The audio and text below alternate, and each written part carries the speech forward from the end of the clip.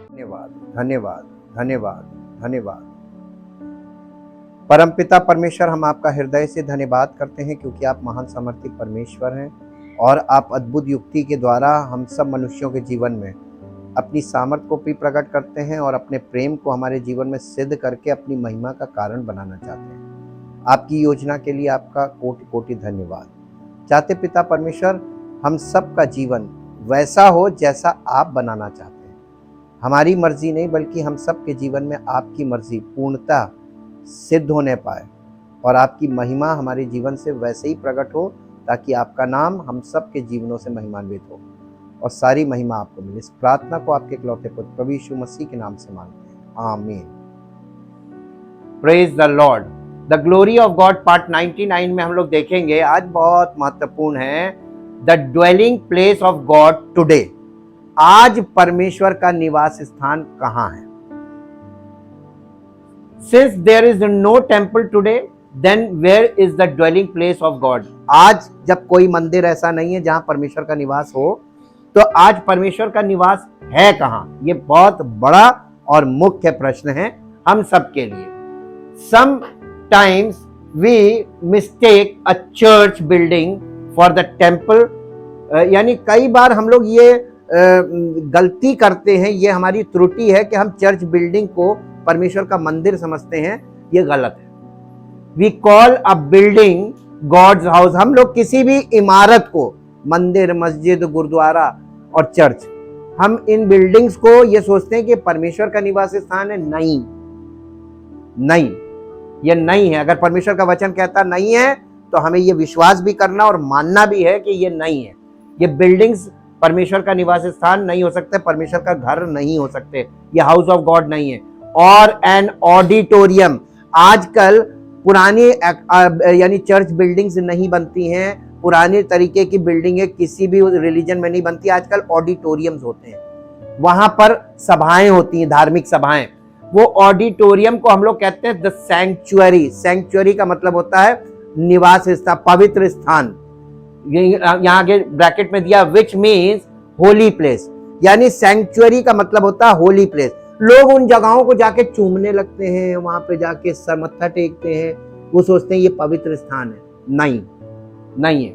This is not an accurate understanding, यानी ये accurate understanding नहीं है, ये त्रुटिपूर्ण समझ है, ये सही समझ नहीं है। Today we should identify the dwelling place of God in a threefold way. आज हम परमेश्वर के निवास स्थान को तीन तरीके से समझेंगे कि परमेश्वर का निवास स्थान आज कहां है, कहां परमेश्वर आज निवास कर रहा है और कहां परमेश्वर निवास करना चाहता है। नंबर 1 है, Jesus was the dwelling place of God. Yeshu Masih परमेश्वर का निवास स्थान था। जब वो पृथ्वी पर था तो वो चलता फिरता तंबू था। जैसे पुराने नियम में मूसा का तंबू था, वैसे ही नए नियम में यीशु मसीह था। क्लियर? इन जॉन 1:14, यूहन्ना पहला अध्याय और उसके 14 पद में क्या लिखा हुआ है? हिंदी में पढ़िए, फिर इंग्लिश में पढ़िए। और वचन देहधारी हुआ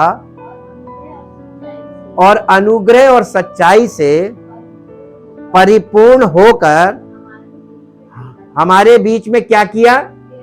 डेरा किया। परमेश्वर ने कोई टेंपल में डेरा नहीं किया। डेरा का मतलब होता है a temporary place of living, पहली चीज। दूसरी चीज, परमेश्वर तंबू में ही क्यों वास करता था जंगल में, और यीशु मसीह में वो क्यों वास करता था? इन दोनों का रीजन हम लोग कल देखेंगे। कल आखिरी पार्ट है, बहुत मुख्य होगा, इसका टोटल समअप हम वहां पे करेंगे।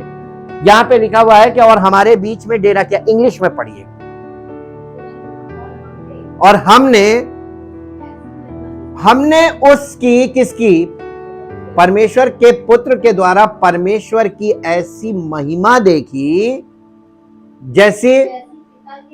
जैसे पिता के एकलौते की महिमा होनी चाहिए। ठीक? And the word And the word means Christ became flesh, human, incarnate, and tabernacled. Pitched his tent. Pitched his tent of flesh, lived a while among us, and we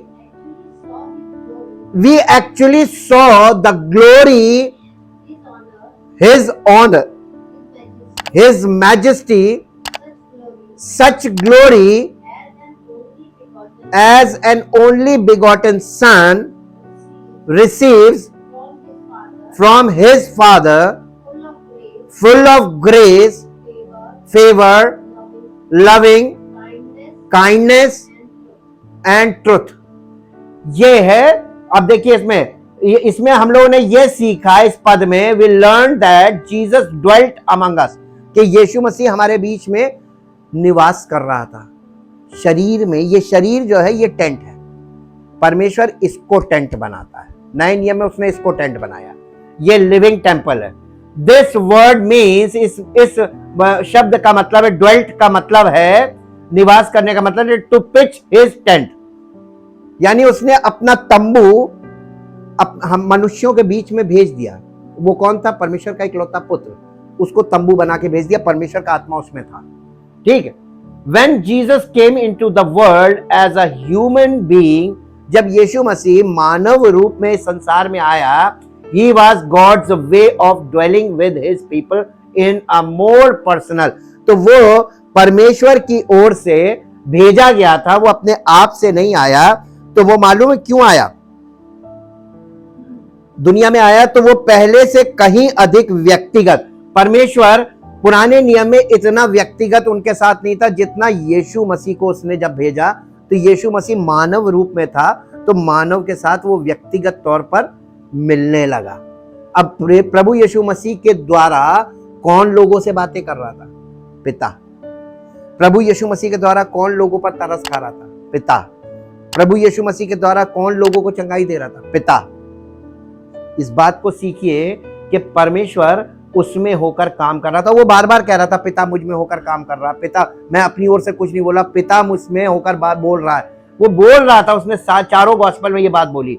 तो देखिए लिखा मोर पर्सनल, यानी उन लोगों से ज्यादा व्यक्तिगत हुआ यीशु मसीह के द्वारा परमेश्वर, और उन लोगों से इनडायरेक्टली, यानी थ्रू अ पर्सन परमेश्वर बात करता था।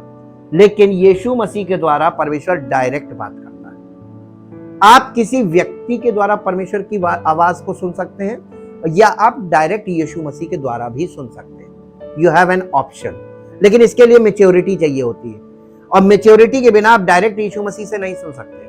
इसलिए कलीसिया की स्थापना की, ताकि सेवक के द्वारा लोग तैयार किए जाएं यीशु मसीह के द्वारा पिता की आवाज डायरेक्ट सुनने के लिए। और उसके बाद लिखा एन एक्सेसिबल वे। ये तीन बातें, यानी personal, direct and accessible. This is the way of God, ये परमेश्वर का तरीका है। Jesus said I am the way. He said very true, उसने बिल्कुल सही बोला था। यीशु मसीह परमेश्वर से व्यक्तिगत रिश्ता प्राप्त कर स्थापित करने के लिए मार्ग था। यीशु मसीह परमेश्वर की आवाज डायरेक्ट सुनने के लिए मार्ग था। और यीशु मसीह परमेश्वर तक पहुंचने का या परमेश्वर तक अप्रोच का डायरेक्ट मार्ग था। अब एक्सेसिबल का मतलब होता है टू रीच, यानी परमेश्वर तक आपकी पहुंच बनना। वो यीशु मसीह था जिसके द्वारा हम डायरेक्ट परमेश्वर तक पहुंच सकते हैं। देन बिफोर, इससे पहले ऐसा कभी नहीं हुआ था पूरे इतिहास में। Jesus himself effectively replaced the need for a tabernacle और टेम्पल। यीशु मसीह ने व्यक्तिगत तौर पर बड़े प्रभावशाली ढंग से इस बात को बदल दिया था कि अब मनुष्यों को, यीशु मसीह के आने के बाद से, अब ना तो हमें तंबू की और ना हमें मंदिर की जरूरत है।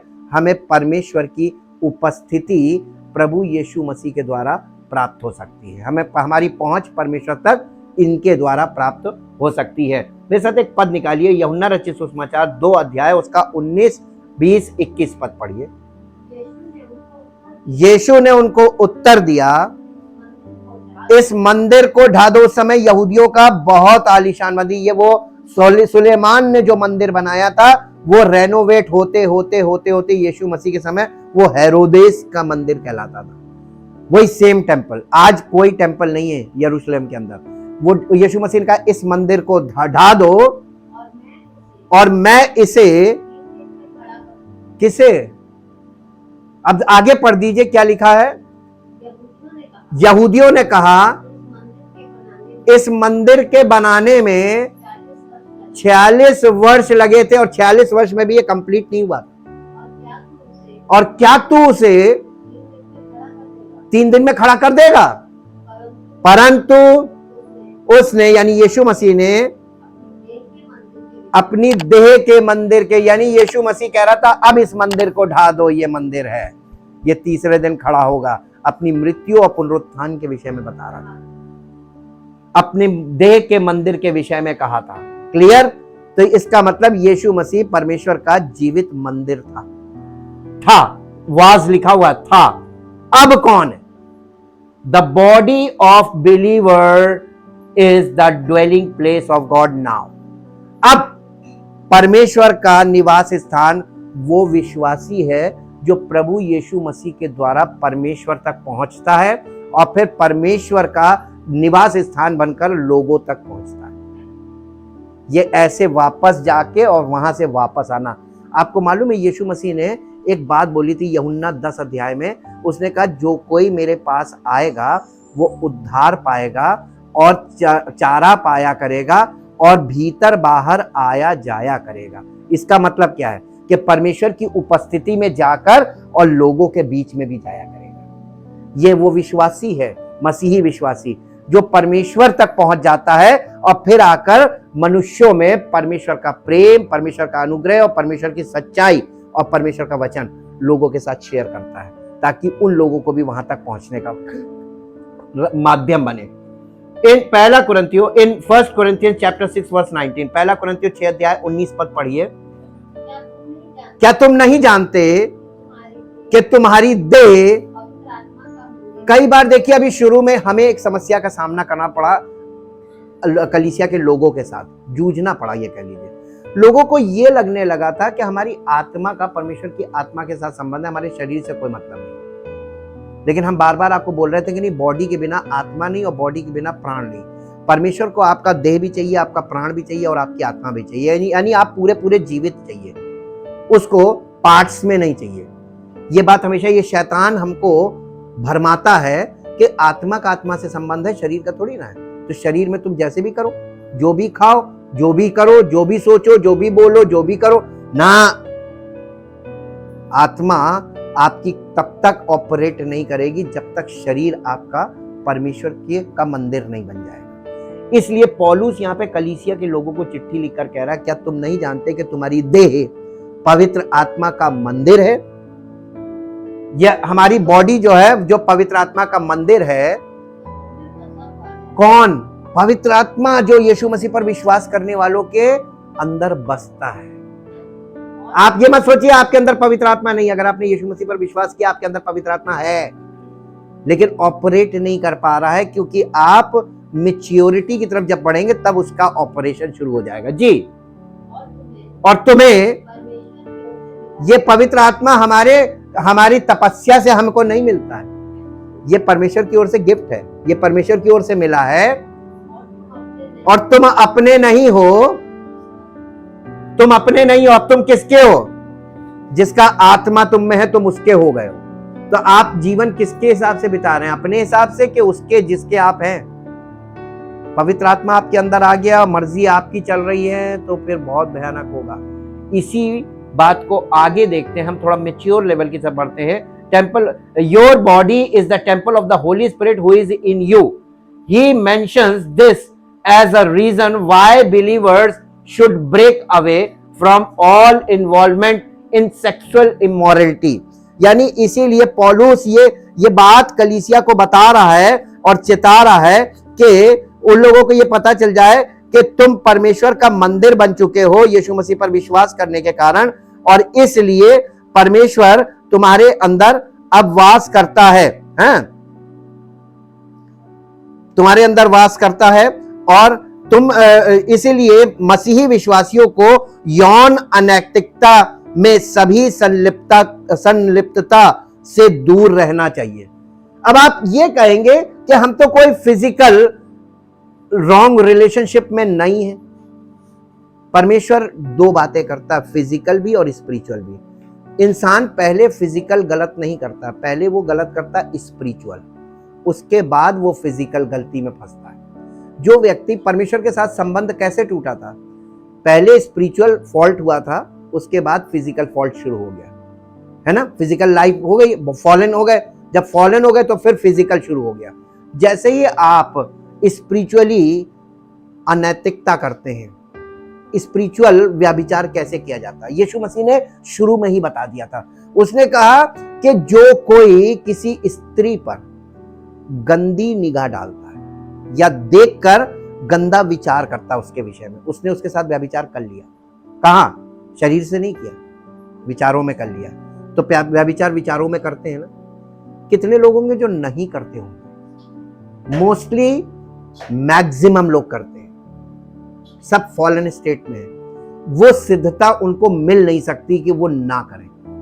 वो तो परमेश्वर की आत्मा में परिपक्वता के साथ वो सिद्धता मिलती है कि आपके अंदर वो गंदगी होगी ही नहीं।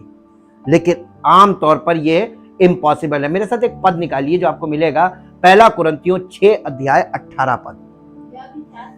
व्याभिचार से बचे रहो, जितने अन्य पाप मनुष्य करता है वे देह के बाहर हैं, परंतु व्यभिचार करने वाला अपनी ही देह के विरुद्ध, कितने लोग करते हैं अपनी देह के विरुद्ध पाप करते। क्या परमेश्वर का आत्मा का ये मंदिर में रहेगा? ये पवित्र आत्मा का मंदिर रह सकता है? कैसे ये काम करते हैं, अब आप उसको भी सुन लीजिए। 1 यूहन्ना 2 अध्याय उसका 15-16 पद। क्योंकि अक्सर महिलाएं सोचेंगी कि हम तो किसी पर गंदी दृष्टि नहीं डालते, ये तो प्रवृत्ति पुरुषों में होती है। तो महिलाओं के अंदर ये चीज कैसे आती है? इमोरलिटी आती है। यानी इमोरलिटी का मतलब होता अनैतिक विचार, अनैतिक इच्छाएं। ये कैसे आती हैं? 1 यूहन्ना 2 अध्याय का 15-16 पद पढ़िए। तुम ना तो संसार से और ना संसार में की वस्तुओं से। देखिए ये चीज क्या है मालूम है? यहां पे प्रेम का मतलब अगापे लव नहीं है। यहां पे प्रेम का मतलब आ रहा है अफेक्शन, अट्रैक्शन। ये है प्रेम का मतलब। यहां फिजिकल मीनिंग है प्रेम। या तुम संसार से और संसार की वस्तुओं से ना प्रेम रखो। यदि कोई संसार से प्रेम रखता है तो उसमें, संसार से प्रेम रखने का मतलब संसार से लगाव रखना, अफेक्शन। ठीक? क्योंकि जो कुछ संसार में है, संसार में क्या है? शरीर की अभिलाषा, लस्ट ऑफ द फ्लैश, यानी शरीर की अभिलाषाएं। ये वो चाहत है जो हर इंसान, स्त्री और पुरुष और बच्चे सबके अंदर होती है, और ये अनंत होती है। अनंत अभिलाषाएं, अनंत इच्छाएं, अनंत भावनाएं, ये लस्ट है।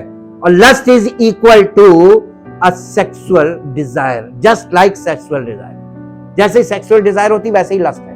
Lust is equal to sexual desire. इसलिए मैंने लस्ट पे आप लोगों को बहुत detail study the ji.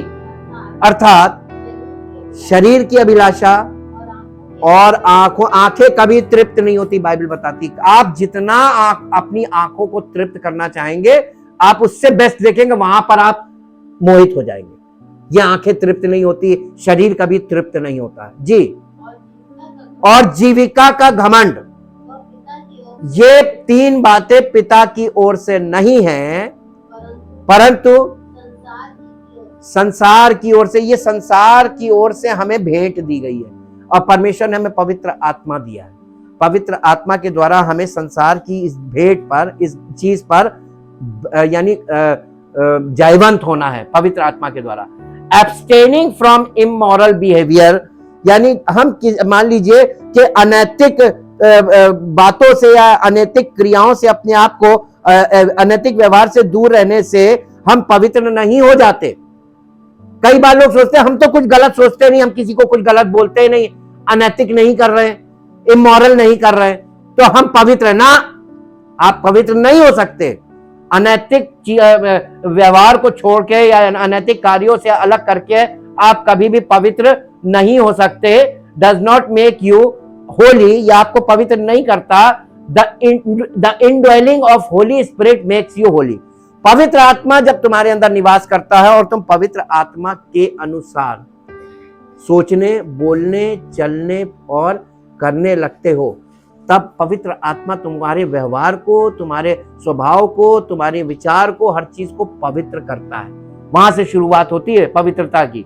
Therefore, since you are already a holy dwelling place for God, इसलिए जो लोग इस पवित्र आत्मा के द्वारा पवित्र किए जा रहे हैं और जो किए जा चुके हैं वो परमेश्वर के लिए पवित्र हैं।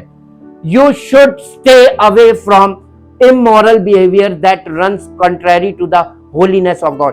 ऐसे लोगों को ये निर्देश देता है परमेश्वर का आत्मा कि तुमको अपने आप को हर प्रकार के अनैतिक व्यवहार से, जो संसार में है, जो परमेश्वर की पवित्रता के विरोध में है, विपरीत है, उससे अपने आप को अलग रखो, ताकि तुम संसार से निष्कलंक बने रहो। फिर उसके बाद आगे एक पॉइंट और है जो मैंने यहाँ लिखा नहीं, लेकिन मैं आपको ऐसे ही बताता हूं कि पुराने नियम के विश्वासियों ने यानी जंगल में जो लोग थे, इजरायली लोग, उन्होंने परमेश्वर के साथ इस स्तर के संबंध का अनुभव नहीं किया। यद्यपि परमेश्वर उनके साथ और उनके बीच में निवास स्थान और मंदिर में रहा।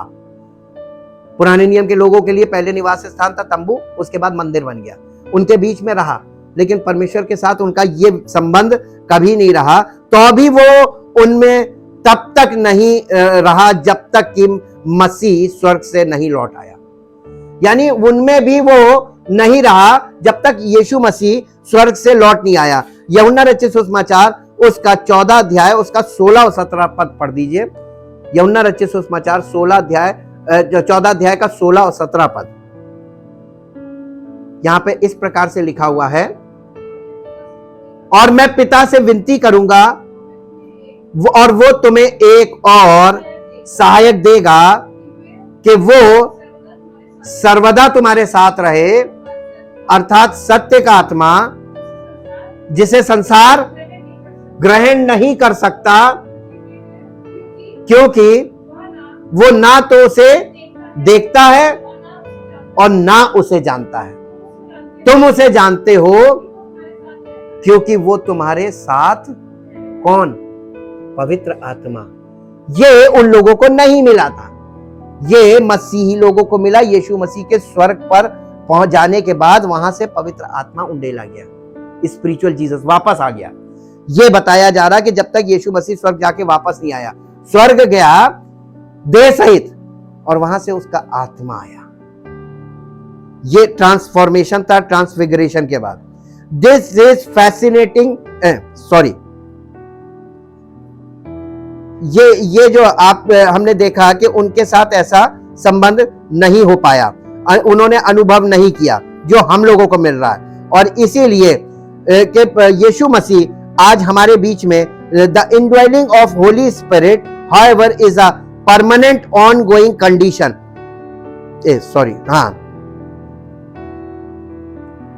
The indwelling of Holi spirit however is a permanent on going condition. आज पवित्र आत्मा हमारे अंदर जो वास करता है, ये वाला पैटर्न लगातार परमेश्वर की ओर से जारी है। परमेश्वर अब अपनी आत्मा के द्वारा मनुष्य के अंदर निवास करना मांगता है, उसकी आत्मा में, और ये परमानेंट उसका ये पवित्र आत्मा का हमारे अंदर आना परमानेंट है। पर पवित्र आत्मा के जाता नहीं है और जा भी नहीं सकता, ऑन गोइंग कंडीशन। इसीलिए अब ये लगातार ये चीज बनी हुई है, He will never leave or withdraw his presence। अब परमेश्वर अपनी उपस्थिति को जो उसने हमारे अंदर भेज दी है पवित्र आत्मा के रूप में, ना तो वो उपस्थिति हमें छोड़ेगी और ना हमको त्यागेगी। और यही बात यीशु मसीह ने बोली थी, मैं तुम्हें छोड़ूंगा ना त्यागूंगा। उसके बाद that's why a believer should not grieve the holy spirit through corruption and evil words. इसलिए एक विश्वासी को, एक मसीह विश्वासी को जिसके अंदर पवित्र आत्मा आ गया, जिसने यीशु मसीह पर वास्तव में विश्वास कर लिया है, उसको पवित्र आत्मा को खेदित नहीं करना चाहिए, बिल्कुल खेदित नहीं करना चाहिए, क्योंकि वो जाएगा नहीं। खेदित नहीं करना चाहिए। मालूम कैसे खेदित करते हैं? Through corrupt and evil word, यानी करप्ट और इविल, दुष्ट शब्दों के द्वारा और गलत व्यवहार के द्वारा और गलत दृष्टिकोण रख के हम उसको खेदित करते और गलत व्यवहार करके उसको खेदित करते। तीन बातें हैं, corrupt and evil words, corrupt and evil attitudes, corrupt and evil behaviour.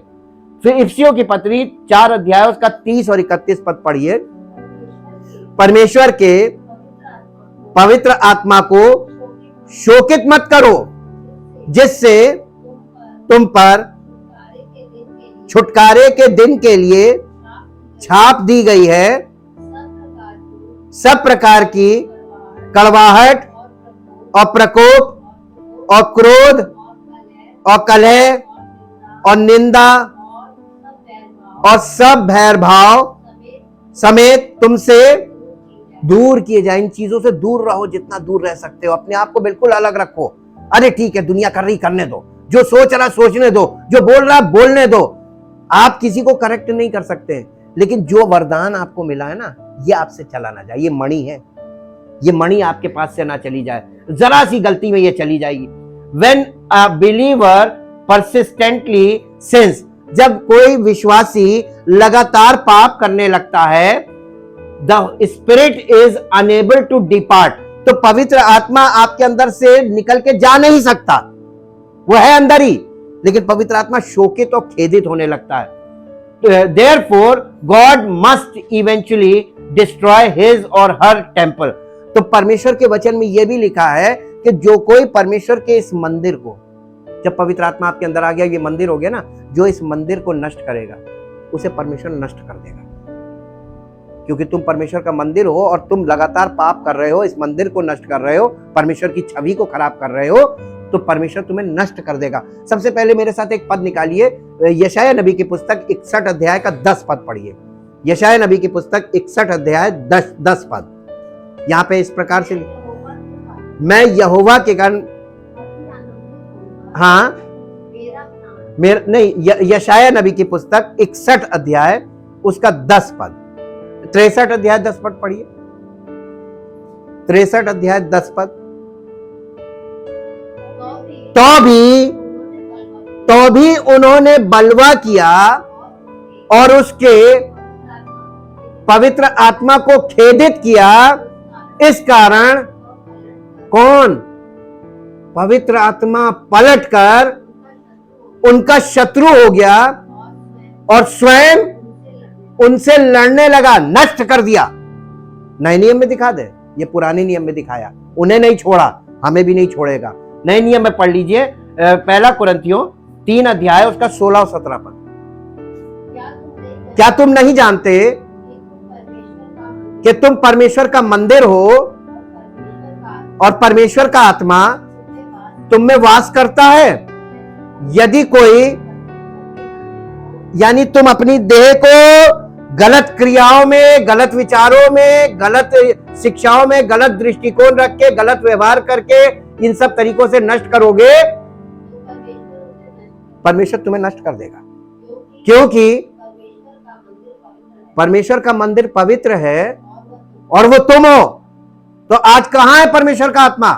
अगर यहां नहीं है तो कहीं ना कहीं किसी सच्चे में पाया जाएगा और कहीं नहीं पाया जाएगा। आप धरती पर किसी बिल्डिंग में मत ढूंढिए परमेश्वर का निवास, वो किसी व्यक्ति में है। उस व्यक्ति के संपर्क में जाएंगे तो परमेश्वर आपसे अपने वचन के द्वारा बात करेगा। अब तीसरा, 3 फोल्ड है ना, तीसरा है the church at large is the dwelling place of God.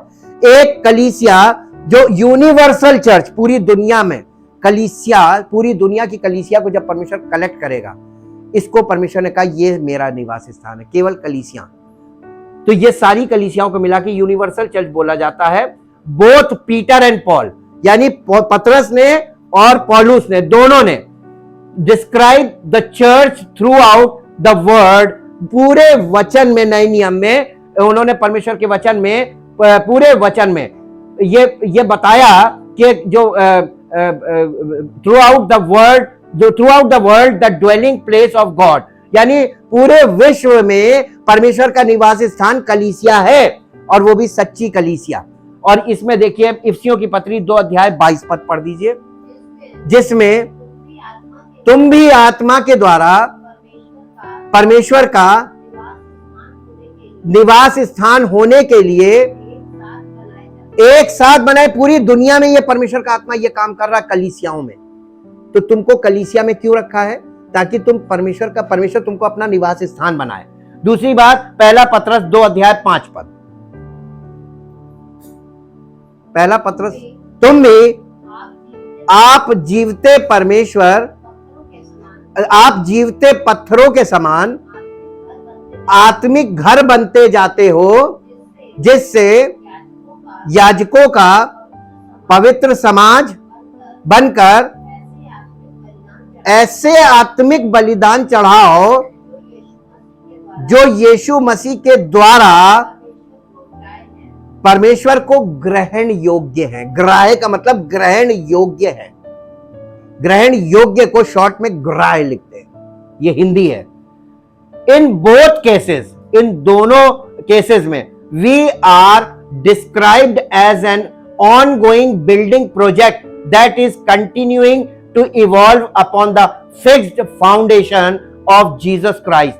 यानी इसी यीशु मसीह वो आत्मिक चट्टान है, वो फाउंडेशन, वो नींव है जिस पर पूरी दुनिया में ये काम किया जा रहा है कि लोगों को, जो यीशु मसीह के विश्वासी हैं, उनको आत्मिक घर बनाया जा रहा है, परमेश्वर का निवास स्थान बनाया जा रहा है, जिसकी फाउंडेशन यीशु मसीह स्वयं है। And the ministry of the apostles, और ये प्रेरितों की जो सेवकाई है, as recorded in the New Testament, जो नए नियम में लिखित है। This building project does not refer to church building. ये जो बिल्डिंग प्रोजेक्ट है नए नियम में, ये बिल्डिंग प्रोजेक्ट चर्च बिल्डिंग वाला नहीं है। ये बिल्डिंग प्रोजेक्ट क्या है? This it refers to all of us. ये बिल्डिंग प्रोजेक्ट हम और आपको दिखाता है, जो जीवते पत्थरों के समान परमेश्वर का भवन बनाए जा रहे हैं, उसका निवास स्थान बनाए जा रहे हैं। एज बिलीवर्स, ऐसे विश्वासियों के समान, who form a spiritual hall, जिन सब लोगों को मिला दिया जाए तो वो एक आत्मिक बड़ा घर बन जाए टुगेदर, मिलने के बाद, for the presence of God in the world. पूरी दुनिया में परमेश्वर की उपस्थिति का प्रतीक बन जाए। यीशु मसीह इसी को प्रकट करने आ रहा सेकंड कमिंग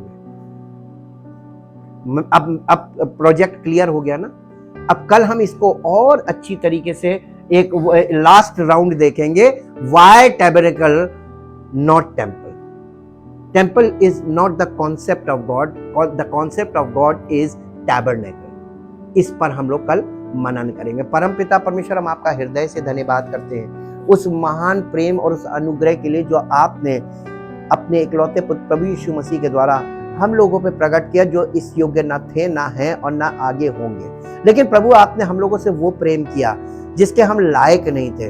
आपने हम पर दया की जिसके हम लायक नहीं थे।